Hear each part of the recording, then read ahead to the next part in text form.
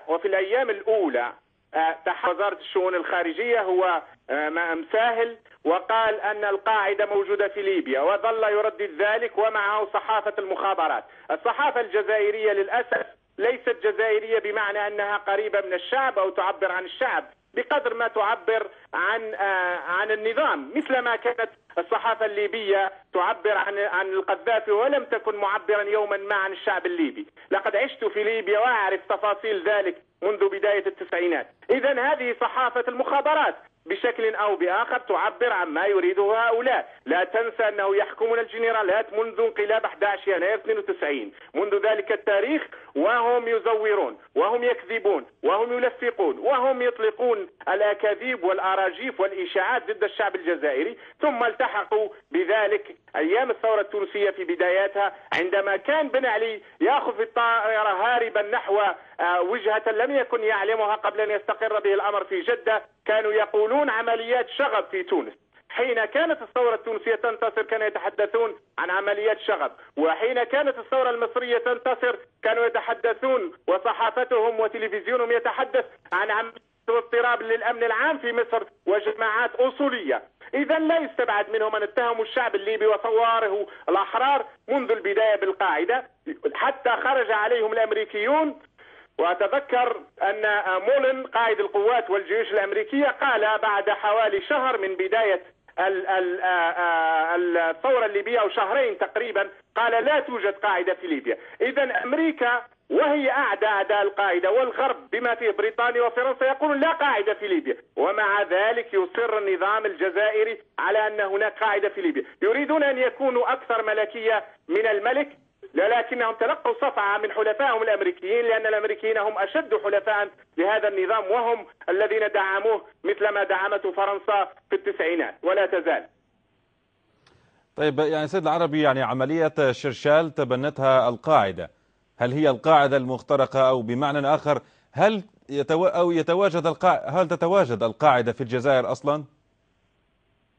في الجزائر قواعد وليس قاعدة. بالتأكيد هناك جماعة مسلحة تنسب نفسها إلى القاعدة منذ ربما سنتين أو ثلاث، ولكن هناك جماعات أخرى تماما من صناعة المخابرات.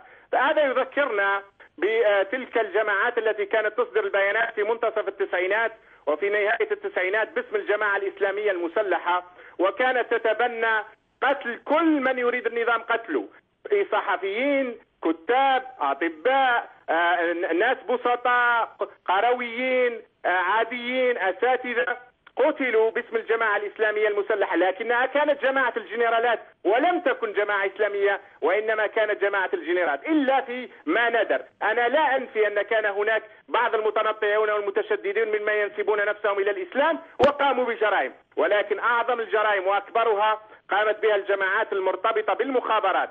لقد قال كثير من الضباط الذين انشقوا على المخابرات الجزائرية أنهم صنعوا الجماعات صناعة في مكاتبهم، وأنهم كانوا يصدرون البيانات باسمها، ولذلك عندما قرأت بيان القاعدة اليوم فوجئت أن جريدة تتبع المخابرات مباشرة هي جريدة النهار الجديد قالت تقريبا ساعة بعد انفجار شرشال، ساعة واحدة بعد انفجار شرشال، قالت تقريبا ما جاء في بيان القاعدة. ومن يريد أن يتأكد في ذلك فليرجع إلى يوم الانفجار وما قالته جريدة النهار الجديد وهو منشور على النت. تقريبا جاء نفس البيان يؤكد ما قالته تلك الجريدة. وباختصار بسيط قالت الجريدة أن هؤلاء يكونون قد قاموا بهذا العمل دعما للثورة الليبية أو للمتمردين أو لثوار النيتو كما يسمونهم، وحاشا أن يكون أشراف ليبيا ثوارا للنيتو، ولكنهم ثوارا للأمة رفعوا شرفها وعظموا قدرها أمام العالم أجمع.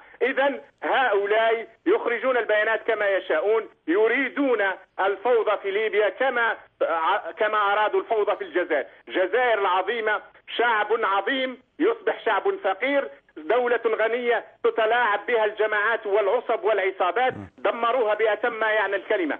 طيب سيد العربي، يعني بعجالة القليل ولكن رأينا منهم أشياء عظيمة. نعم. سيد العربي بعجالة، متى ستكون الثورة الجزائرية؟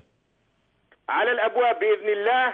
الشعب الجزائري منذ 20 عام وهو ينتفض، وهو يرى الآن إخوانه ينتفضون في مشارق الأرض ومغاربها، لن يتأخر أبدا. لقد سبقتمونا في استقلالكم عام 52 ولكن جئنا بعد ذلك وقمنا بثورة عظيمة، ستكون ثورة عظيمة مثل ثورتكم. لقد رفعتم قدر الأمة ورفعتم قدر الشعب المغاربي عربه وأمازيغه، ورفعت قدرنا جميعا، فشكرا لكم وهنيئا لكم. نحن منكم وأنتم منا. هذه عصابات لا تمثلنا مثل ما لم يمثلكم يوما عصابات القذافي. شكرا جزيلا لك من لندن عبر سكايب محمد العربي زيتوت، عضو أمانة حركة رشاد الجزائرية.